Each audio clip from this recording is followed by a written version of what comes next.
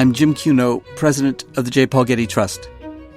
Welcome to Art and Ideas, a podcast in which I speak to artists, conservators, authors, and scholars about their work.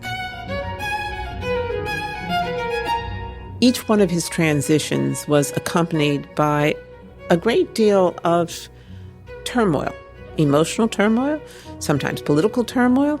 They weren't changes that he arrived at easily. In this episode, I speak with art historian Mary Schmidt Campbell about the artist Romare Bearden.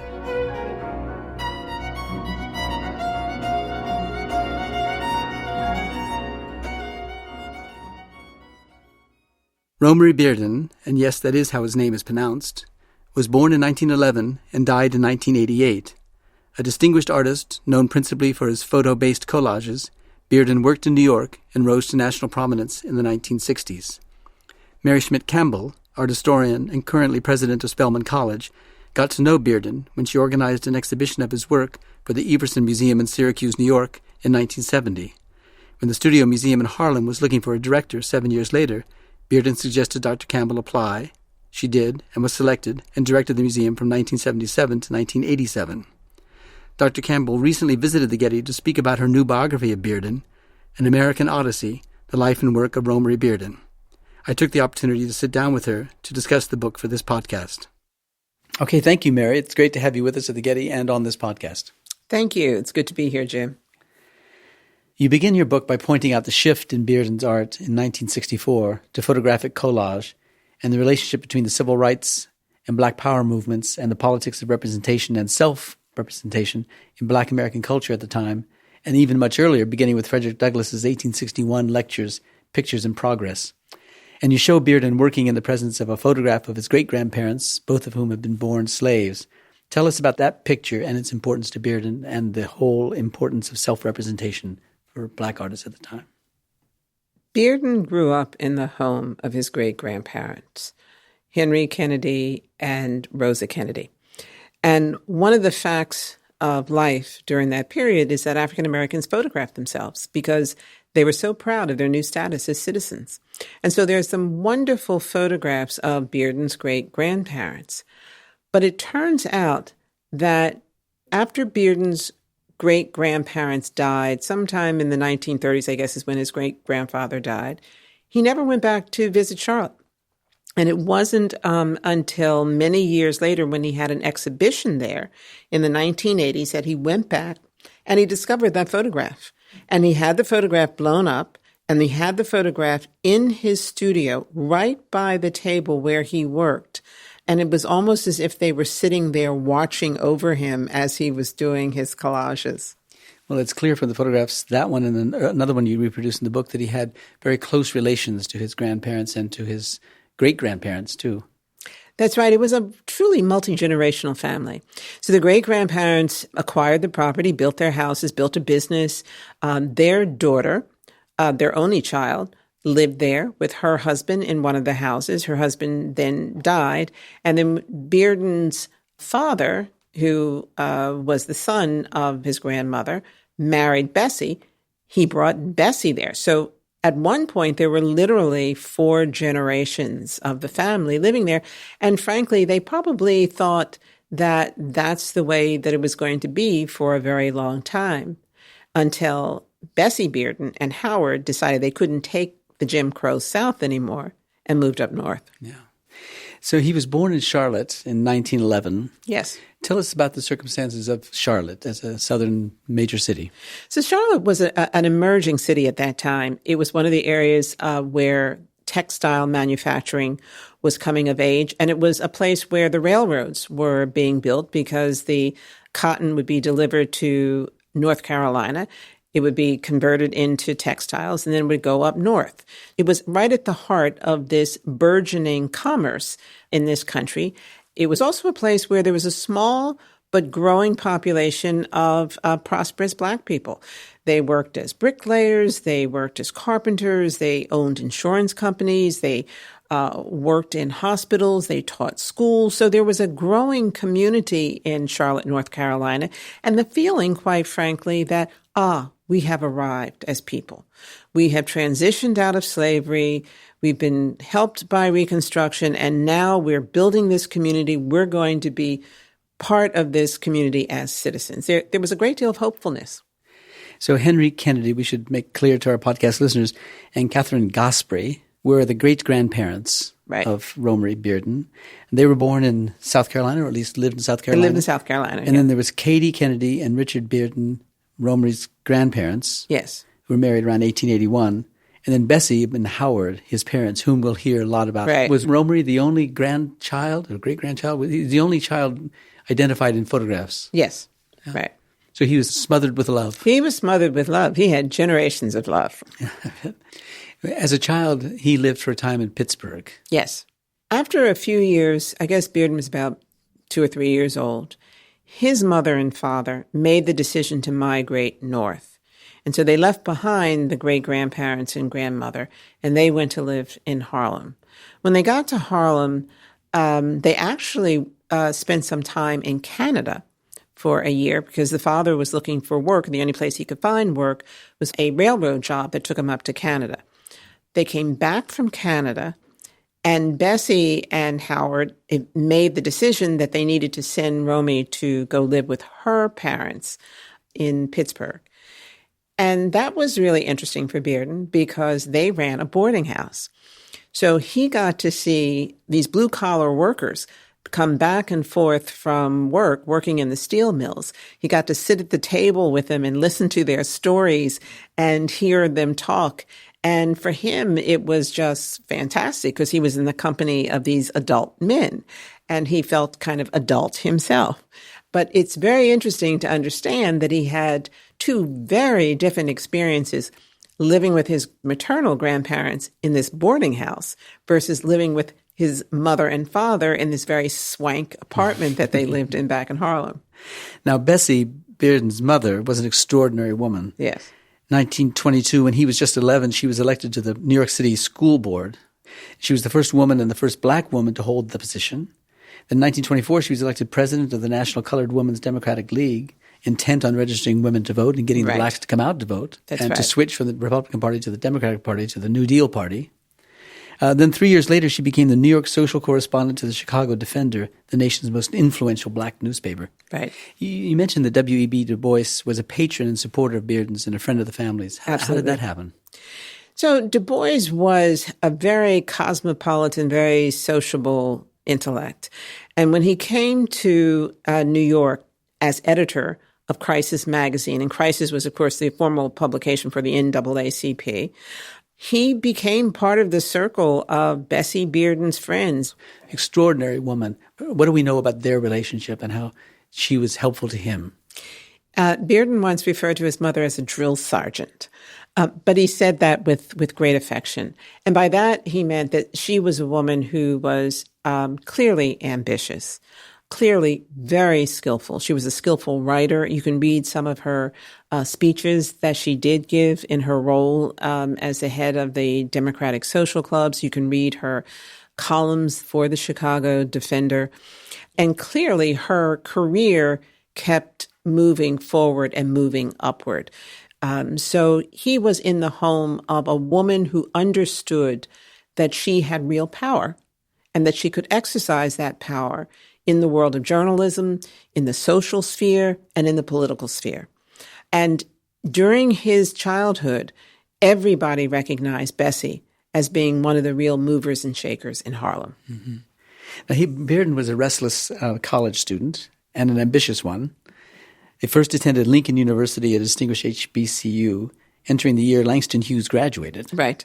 Then moving on to Boston University, finally to New York University. Right.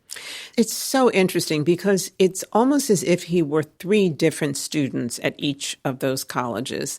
And at Lincoln, he enters, you can read on his application, he says, I'm here to be a doctor. I'm here to, start my studies, and eventually I'm going to be a doctor.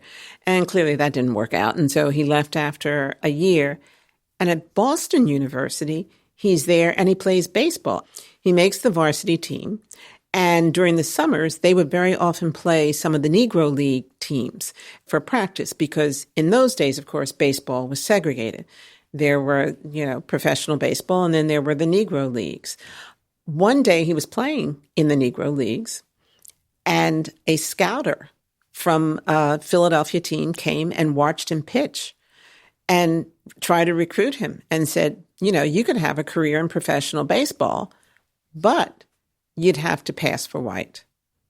And that was all bets are off after that for Bearden. That wasn't acceptable.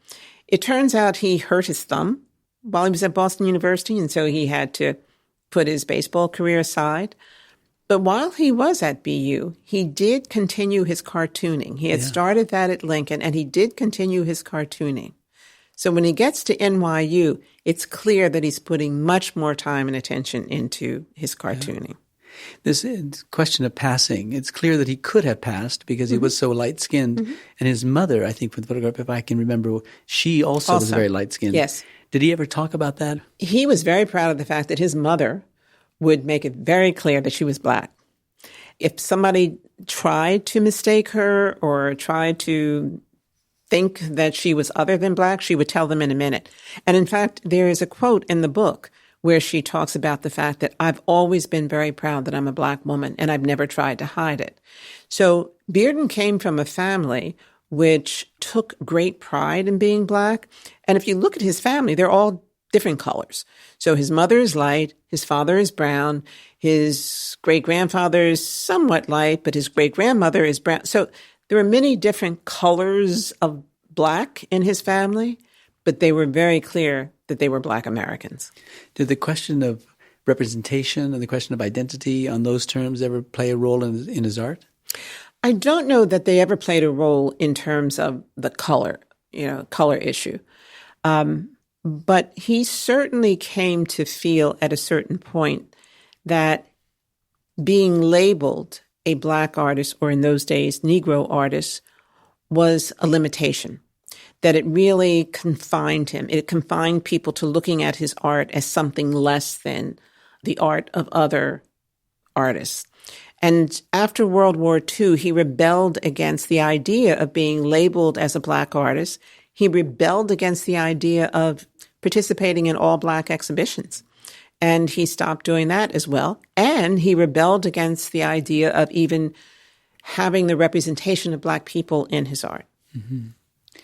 That gets to the question of his writing an essay called Negro Artist and Modern Art, something he wrote after, I think, he graduated from NYU, or perhaps was still a student at NYU. He was still a student, yes. Because he came from BU to NYU. That's right. And while at NYU in 1934, he meets the German artist, collage artist, George Gross. And during that time, after meeting Gross, he writes this essay, Negro Artist and Modern Art. Tell us about that essay. So that essay became extremely famous. After Bearden wrote it, it appeared in the Pittsburgh Courier. It was heralded in the Chicago Defender, the Baltimore Afro-American.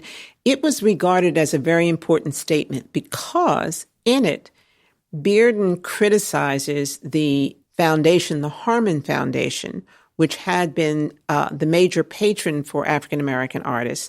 He criticizes them for encouraging Black artists to be tepid and to be timid in their approach to the arts. And what he says in the essay is that Black artists have to be like the Mexican muralists. They have to be bold. They have to own the vocabulary of modern art, but they also have to own their own heritage and their own history like the Mexican muralists did. He counsels artists to take up the subject matter of being a Black person as part of their art and to do it boldly.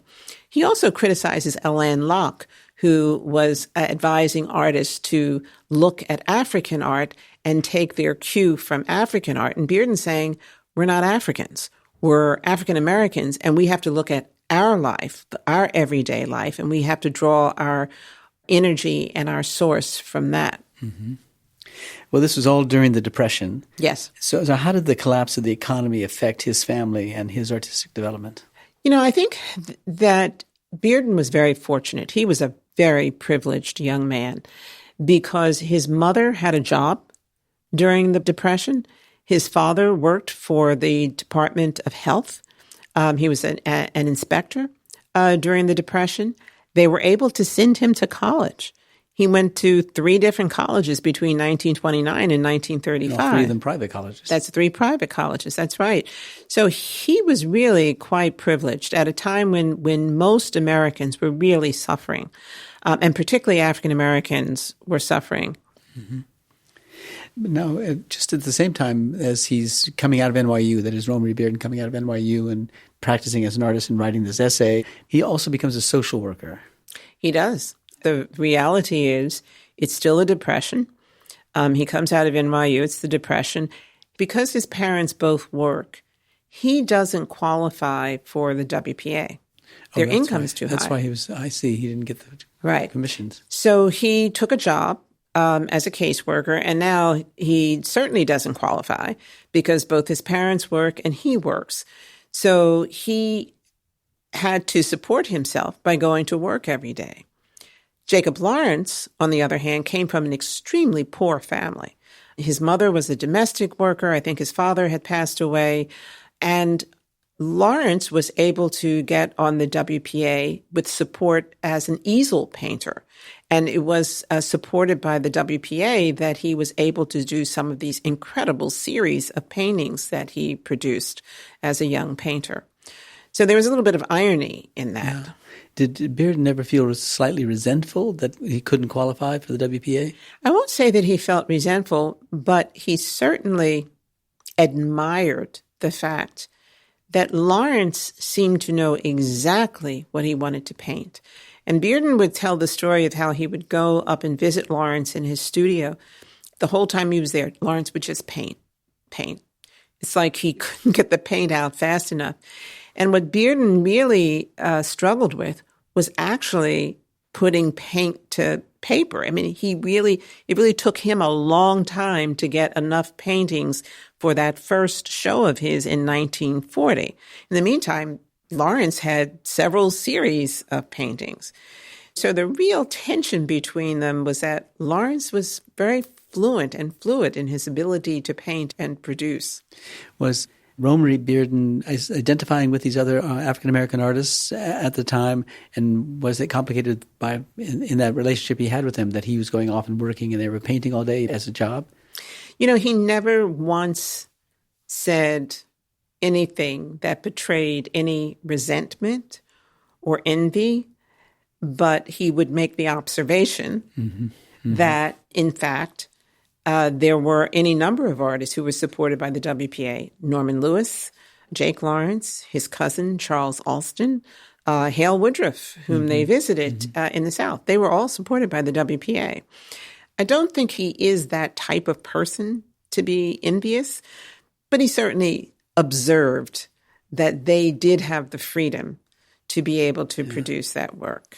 Did he have time to get together with them and paint in sort of a common studio at any time or have conversations about the art they were making?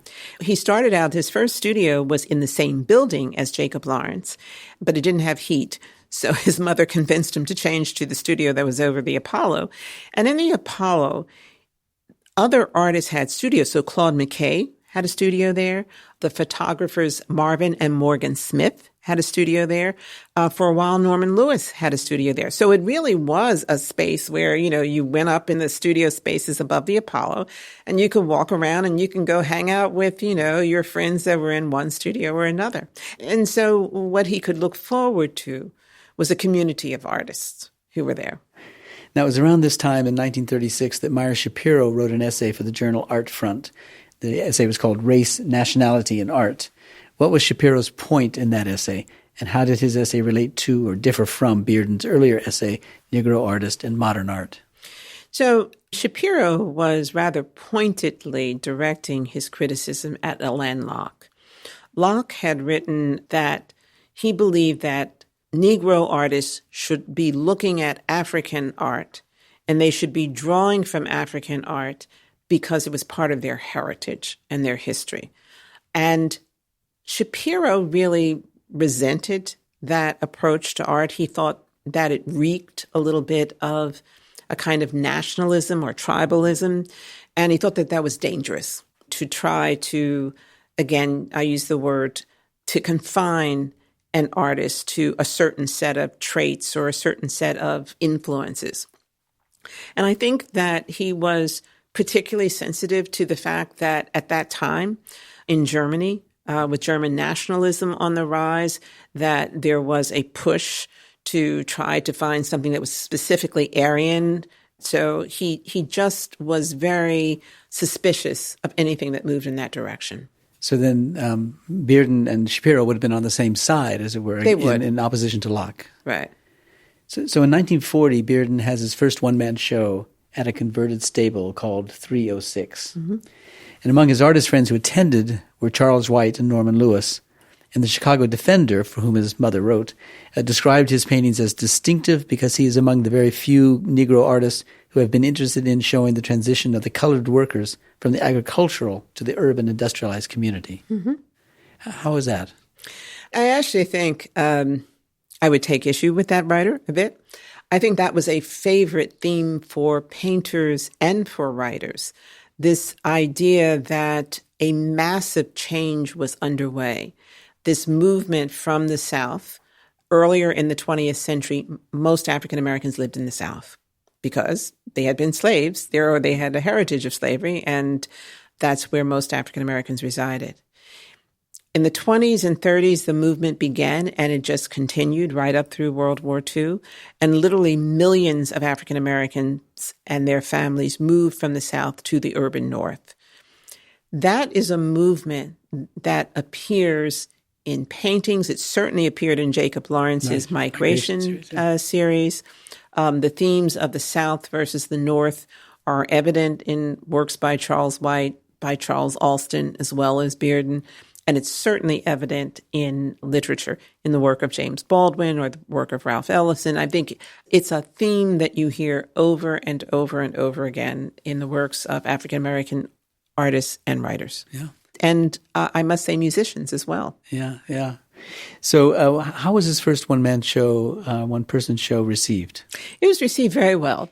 If you consider the Amsterdam News as the place for judgment. But it was with some sense of excitement that here was a young man who had managed to assemble a body of work. There were paintings, there were some drawings that were in the show.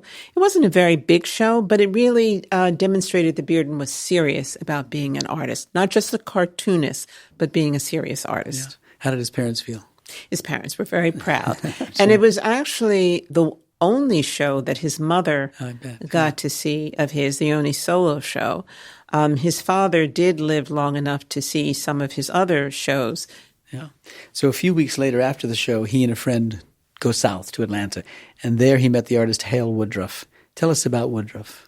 So Woodruff is a very interesting artist. He was trained in Indiana. He won an award that allowed him to study in Paris for a few years. He had to come back and take care of a sick parent. But eventually he made his way down to Atlanta University, and he started the first art department at an historically Black college. And that department served the college of not only Atlanta University, but Clark University, Morehouse College, and Spelman College. And Woodruff was pretty audacious. In those days, museums were segregated. And he felt that it was really important if he was going to be training serious artists that they see serious artwork. So he took a group of students to the High Museum and demanded that they go in through the front door. And there must have been something in the way he demanded it because, lo and behold, they allowed him to go through the front door. And over time, he established a relationship with him that allowed for him to take his students there so they could study art and consider themselves serious artists. He also was commissioned during the WPA to do a series of murals for Talladega College's new library.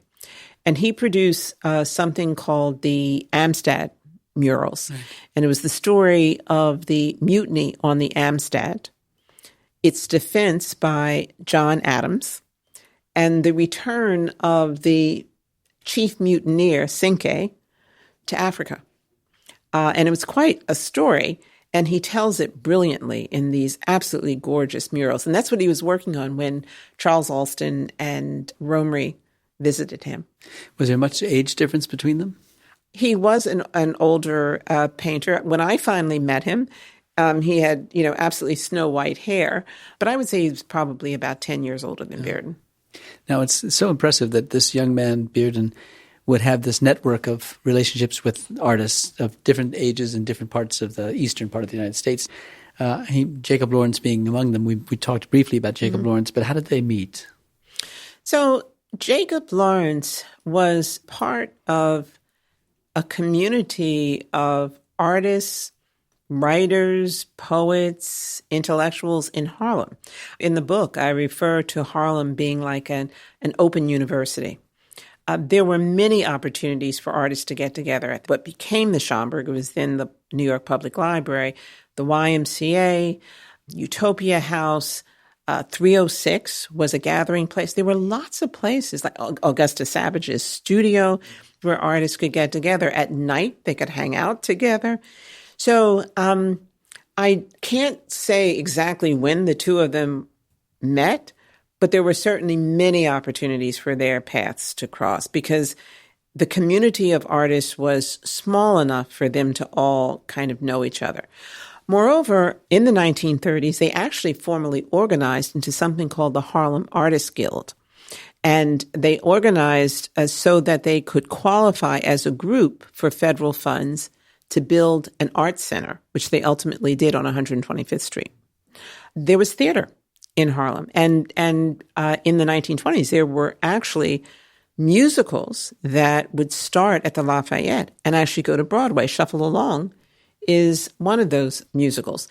There were organizations that people belonged to, like the Elks or the Masons, that also had at their heart maybe reading circles. There were gatherings for poets when they published their poems. There were just an incredible number of opportunities for people to come together and socialize around the arts and culture. Yeah, and one such place was his house. His house, that's right. Where Bessie, his mother, gathered these people. Yes. Tell us about that. Well, at one point, they had an apartment that looked out over the Lafayette Theater. And the artists would actually come out of the theater, cross the street, and go right up into Bessie's apartment. But she also had salons. She would invite people, to come over and celebrate the publication of a new book of poems by County Cullen.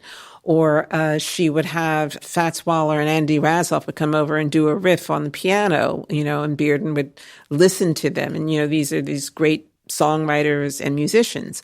Or Langston Hughes would bring by Garcia Lorca. It was just that kind of place. Yeah. She dies in 1943. Very suddenly. What effect did that have on Bearden and his? It's devastating. She had not been sick. Of course, she had this sort of whirlwind life. She was socializing. She was writing. She had this job, that job. She was giving speeches all over the place. And she became very ill very quickly. And she declined and died quite unexpectedly. At this point, Bearden was in the Army. He had enlisted in 1942.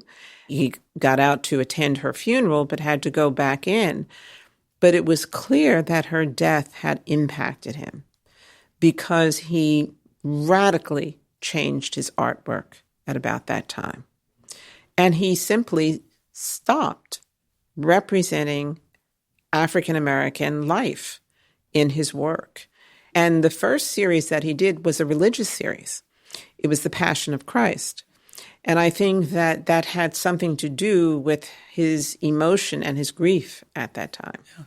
It's about that time, too, maybe a couple of years later, in 1945, that he began to be represented by the Sam Coots Gallery in New York. How did that change his career? So it was interesting because while he was in the Army, the gallery owner, Caress Crosby, learned about his work. Her friend, William H. Johnson, was taking her around to see some artists, and he took her to see Bearden. And she saw his work on The Passion of Christ, and she decided to exhibit it at her gallery in Washington, D.C. When she learned that Sam Coots was opening a new gallery in New York, she said, "I've got just the artist for you." And she took the work to him, and Coots decided, you know what, if he can produce this work, it was the Passion of Christ series. He said, if he can produce this work in oils, he's got a show in the fall. And so that's how he got his first show at the Sam Coots Gallery. And how was it received? It was very well received. Critically, it was well received. Bearden sold most of the work that was in the show. And most importantly, Coots invited him to stay as a part of the gallery. So in 1945, 46, and 47, in each of those years, he had solo shows at the Coots Galleries. But then Coots also included him in group shows that he would organize in an effort to sell more paintings. So Bearden was very actively involved in those group shows as well. In 1946, just at this time that we're talking about, he publishes another essay, or you call it a manifesto, in fact, The Negro Artist Dilemma. I want to think of him as being compelled to write, to put his ideas down on paper because of his mother's influence on him, because she was such a dynamic writer. But tell us about that. So it's interesting. The person who is, I think, very influential on him in terms of writing that essay is Ad Reinhardt. And Ad Reinhardt was a, very abstract artist, right? But when Ad Reinhardt was in the Army, he actually developed a series of cartoons that were extremely critical of race relations in the United States. So Reinhardt and Bearden were, I won't say they were friends, but they were certainly colleagues. And Reinhardt encouraged him to write what he felt about visual images in the United States. And it was Reinhardt who helped get that essay published in the journal that published it. And the essay basically is Bearden's explanation for why he decided to no longer deal with representational art and why he felt that he should no longer be considered a Negro artist, but just an artist.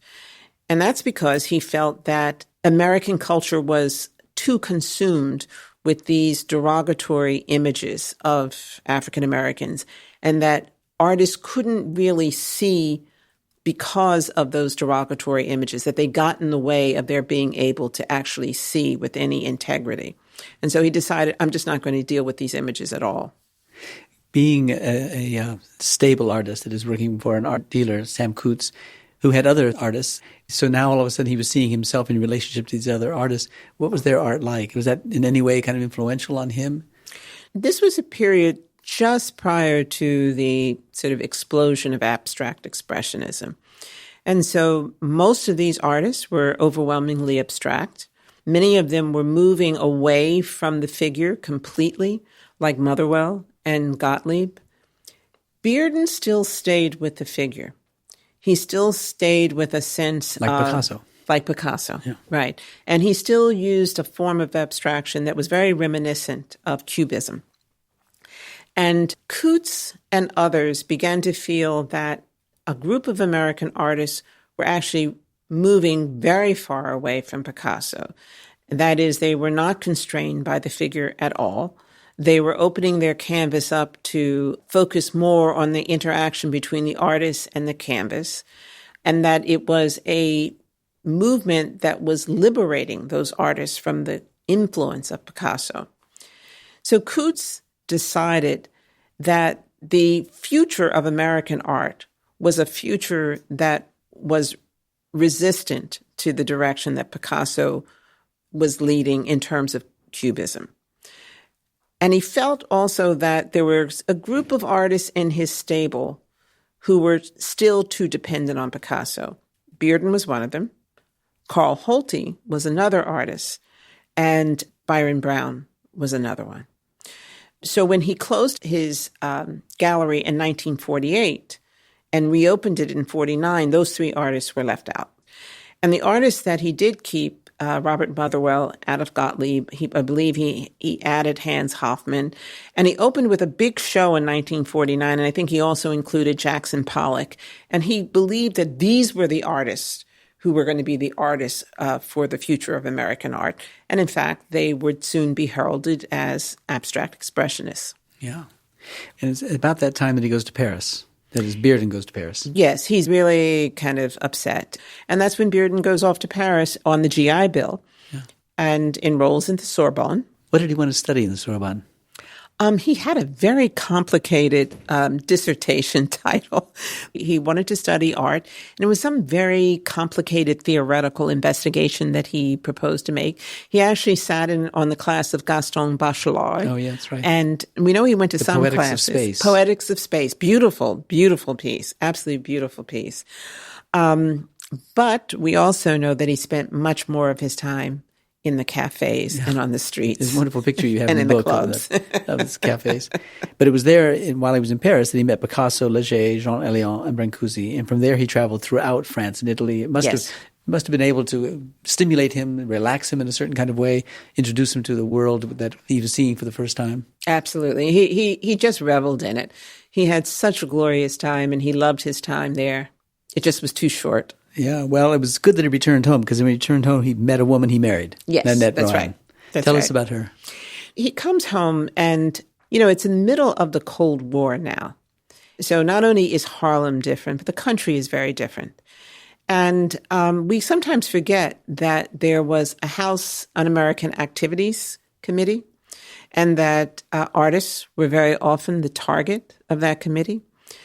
Civil rights activity was often the target of that committee. So it was a time of considerable suspicion and paranoia, and people like Paul Robeson and W.B. Du Bois fell way out of favor with the American government. Both of them had their passports seized at one time or another. So being too radical or too unconventional could really bring you some dire consequences, particularly for Black intellectuals. And I say that because I think that era, along with the fact that he came back to a New York where he had no gallery, there wasn't very much of an arts community in Harlem, he was still working full time. I think that was a very difficult environment for him to be in. He took up songwriting, but songwriting really wasn't his passion. And he suffered a nervous breakdown. And he met Nanette somewhere around, we think, around the time that he was recuperating. He met her in 1953. By 1954, they were married. And it was she who convinced him to move out of his father's apartment. And they did, to a loft on Canal Street. And she really convinced him to go back to painting in a full-time, serious way. That is, coming home from work and getting right to the work of doing his painting. What was that like, to leave Harlem to go to Canal Street? Would it be a loss of community there, or was there no community, as you were saying? The community had really dispersed by the 1950s. Jacob Lawrence was no longer there. Aaron Douglas was teaching at Fisk University. Norman Lewis had moved downtown. Most of the clubs were closed. The Cotton Clubs was closed. The Savoy was closed. All the nightlife was gone. It was a very different Harlem from the one that he grew up in. So while there were still artists there, and while he still opened up his studio, it didn't have the same vibrancy that it had had when he was growing up. But I think mostly Nanette's decision to have them move into a place of their own was for him to kind of regain a sense of himself. He was recuperating from his breakdown, and she wanted him to focus and get back to the thing that she knew he loved, which was painting. Yeah. Now, in early 60s, about that, just shortly thereafter, he began experimenting with collage. And in 1961, MoMA opened an exhibition called The Art of Assemblage. What was that exhibition like, and what did that mean for his art? So we now know that Bearden was experimenting with collage here and there as early as the 1950s, maybe 1955, 56. Certainly, we know by 1957, he makes a little collage for a friend of his who's a theater artist, and he gives it to him as a gift. But this show comes out, this big show comes out, and it's really the whole history. It's photo montage, it's collage, it's assemblage. And for him to see the depth of what can be accomplished with collage and assemblage and photo montage must have had a bracing impact on him, because it's after that show that the experimentation kind of accelerates. You begin to see more pieces, bits and pieces in his abstract paintings. And we know that he used to come to the spiral meetings with a bag full of clippings. So we know he had been at home clipping magazines and cutting out photographs. So we know that his interest is starting to accelerate in collage. And it was about that time, too, that the civil rights movement was taking off, and the role of photography in documenting the civil rights movement, like Danny Lyons for SNCC. But also television. And television, has images of the civil rights movement. And I'm old enough to remember those images. And it was pretty thrilling to see in a newspaper young people sitting at a lunch counter, or to see the shock of the hoses on children. And the dogs. Bull Connor. Or just the thrill of listening to Martin Luther King, sitting in your living room and listening to that speech. It was as if the country was being called to action. And in fact, A. Philip Randolph actually called him and said, I want you to bring Black artists down to the March on Washington. And it was at that time in assembling those artists that Bearden and some of his artist friends got the idea, well, we should just make a group together. And they called themselves Spiral. And it was in the context of Spiral that he felt comfortable to bring that bag of clippings and try to get them to make a collage, thinking that they could make some kind of collective statement. And they all ignored him, basically. But obviously, he felt very compelled by the medium, very compelled by the medium. That was 1963. 1964. 63 to 19. By 1964, he is exhibiting in May of 64. He publicly exhibits the first of those collages, which is the evening meal of Prophet Peterson. Yeah. That's before he exhibits the projections? That's right. Well, describe the projections for us and how they relate to the collage. So he's made clear he's making these small collages, and they're intense, and they're jam full of actions and people. And one of the Spiral artists comes to his studio and he looks at it and he said, you know what, you ought to photograph that and blow it up. He said, yeah, sure, why not? And he photographs it and he blows the projections up to billboard size. And they have an absolutely phenomenally dramatic impact. And one of the things that becomes very apparent if you get into a room filled with the projections is that what Bearden has done is he's made all the people in the projections look straight out at the viewers. So if I'm looking at that painting, it is as if the person in it is staring back at me.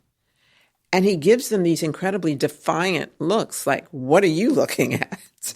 And so you're in a room full of these projections. And what you see is that he has reversed the natural convention of us looking on at somebody doing something as if we are voyeurs. He's actually made us the object of their judgment. Yeah. And it has just a riveting effect. He gets into just about every major publication with rave reviews. And nothing he's ever done has ever generated that kind of excitement and attention. That was really a turning point for him. It was an absolute turning point. Did he ever write about it since he wrote so much so early in his career? He wrote a magnificent essay a couple of years after the projections were exhibited called Rectangular Structure in My Montage Paintings. So it was like he wrote it as if he were discussing something that had no subject matter in it whatsoever. And he makes the argument in this essay that this is not about sociology or propaganda or politics. This is about art. And it describes really quite beautifully what he's trying to accomplish from a formal point of view. But I think in terms of subject matter, he's absolutely pulling the wool over our eyes. Now, he continues from that point on doing collage. And in 1971, he has an important exhibition at MoMA. There's one exhibition contemporaneously at MoMA by an African American artist, Yes. Richard Hunt's sculpture. Right. But Bearden has a full retrospective of some 56 paintings, collages, and projections, and it's called The Prevalence of Ritual. Right. Did he ever explain what he meant by that? Yes, he does.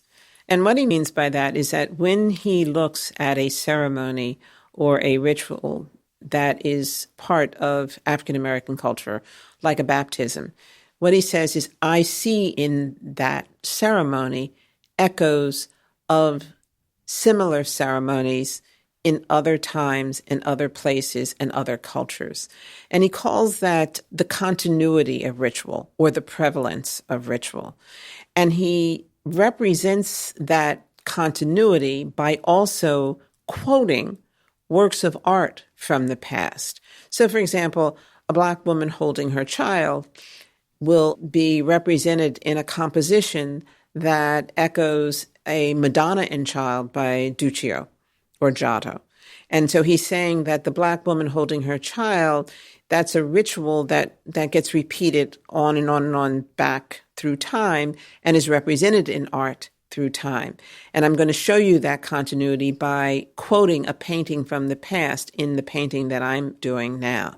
So he, in almost all of his paintings, if you look at the composition, you can see echoes of paintings from the past where he has taken everyday, ordinary African-American life and he has represented it in a compositional structure that evokes paintings from another period, another era. Yeah, this is in keeping with his earlier essays, where he's drawing upon the other cultures and the works, then to create a kind of context within which to place African American art. Right. There's a sense that he's looking for universals. Do you think at the time? He certainly is. What he's saying is that in the most pedestrian, day-to-day habits, rituals, gestures, you can find echoes of the universal. And it's not just in European art. He will quote something from Persian miniatures. He will look at African antiquities. He will look at Mexican mural paintings. What you begin to see in his art are echoes of a kind of almost global understanding of the arts. And he has written about André Malraux's Musée Imaginaire, and that is the notion that with reproductions of artwork, artists have access to art from virtually every culture and every era, and that artists can claim all of that art as part of their heritage. They don't have to simply stick to their own personal heritage or what they've learned in school. They can actually sort of take from world culture as they need it for their art. Yeah. Now, you were disappointed in the exhibition's catalog. Yes. And the contributions in the catalog by the curator. Yes, I was. Tell us about that. So I thought there were two big distortions in the catalog. One is that it didn't really cover all of his art. It's called a retrospective. There were no cartoons. And I thought that actually his years as a cartoonist were really very important. They were seminal works. And I think that's where he became, frankly, a very accomplished draftsman. But I think that's also where he anchored himself in a political perspective as an artist. And that was not referenced, nor were his abstract works, neither his figurative abstract works or his large non-figurative abstract works. So you went right from the paintings to the projections. And it's like, we skipped about 20 years here. So that didn't seem quite like a retrospective. The other thing is that in the essay, the curator makes the observation that Bearden kind of went from one way of doing art to another in this kind of very lovely, graceful way. And in reality, each one of his transitions was accompanied by a great deal of turmoil in his life, emotional turmoil, sometimes political turmoil. They weren't changes that he arrived at easily. He kind of had to either work himself towards those transitions or he had to struggle his way through those transitions. So in 1967, he had a solo exhibition at his gallery, and he partnered with a curator and a writer named Carol Green on an exhibition called The Evolution of African American Artists, 1800s to 1950. So he still felt like he had a responsibility to tell that story. Absolutely. After he debuted his collages, his responsibility towards telling the story of other artists, Black artists, grew. And it just seemed to grow and grow and grow. And the show was one of the first things that he did. And it was an incredible show. in many cases, he and Carol Green had to get things out of storage.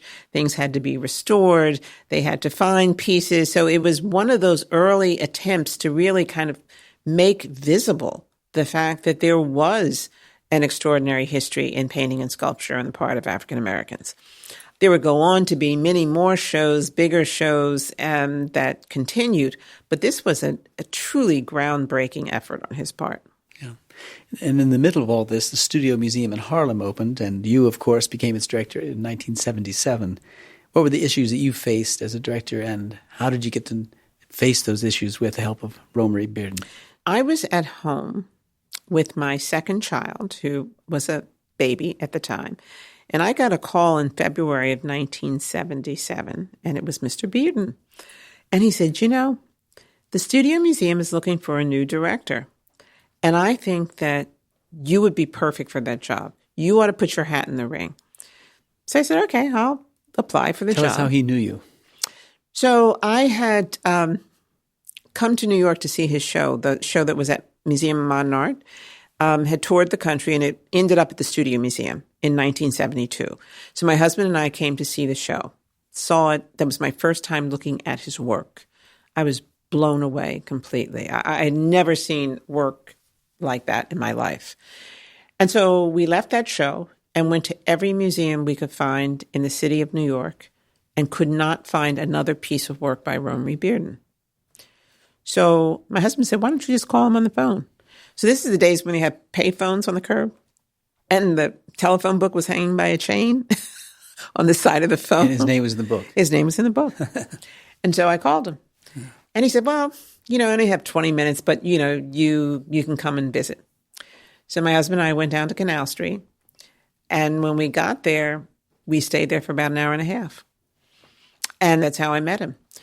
A few years later, in 1975, I actually curated my first exhibition of his at the Everson Museum in Syracuse, New York. And he came to visit the show. He and his wife, Nanette, and a friend of his, Barry Stavis, and his wife. And he loved it. He came, he stayed, he looked around, we had dinner together, and then he went back to New York. And it was 2 years after that he called me at home and said they're looking for a director at the Studio Museum. So I think you ought to throw your hat in the ring. So I threw my hat in the ring. And I stayed at the Studio Museum for 10 years, from 77 to 87. So it was fortunate for me because in those years, he just kept making more and more beautiful collages. So I saw every single show that he opened in New York during that period. I went to visit him in St. Martin when he and his wife began to live there. And a year after I left the Studio Museum, that's when he passed away. Yeah. Now, he had a great late flourish in his life and his career. In 1987, he was awarded the National Medal of the Arts by President Reagan. Yes. A year later, as you just said, he died. Mm-hmm. How has his legacy since then changed? So I think Bearden's legacy has grown. In 2011, there was a widespread celebration on the centennial of his birth. So it was a time to kind of take stock of what his legacy was. And at that time, the Studio Museum decided to do a show over a period of 2 years. And they invited artists and said to them, if you've been influenced by Romare Bearden, please lend us a piece of work that we can do for a show and just give us some sense of what impact he had on you. And the response was overwhelming. Artists like Wangechi Mutu, Kerry James Marshall, all of these incredible young artists who, Hank Willis Thomas, who talked about Bearden's courage, his audaciousness, the quality of his work, his determination, the honesty of his work. All of these were things that apparently were extremely important. And many of the artists spoke about how he personally had championed them or been their advocates. So he leaves a legacy of an artist who decided that he is going to work and find his way to what his true calling as an artist is. And I mean, that to me was the thing that I discovered about doing the book, that he just kind of stayed with his art until he got to collage, and he found this medium that allowed him to be completely the artist that he needed to be. Well, the warmth of your friendship with him is apparent in the book. It comes across every page in the book, and it's great to be in your company, and we recommend the book to everyone. Thank you. Good to be here.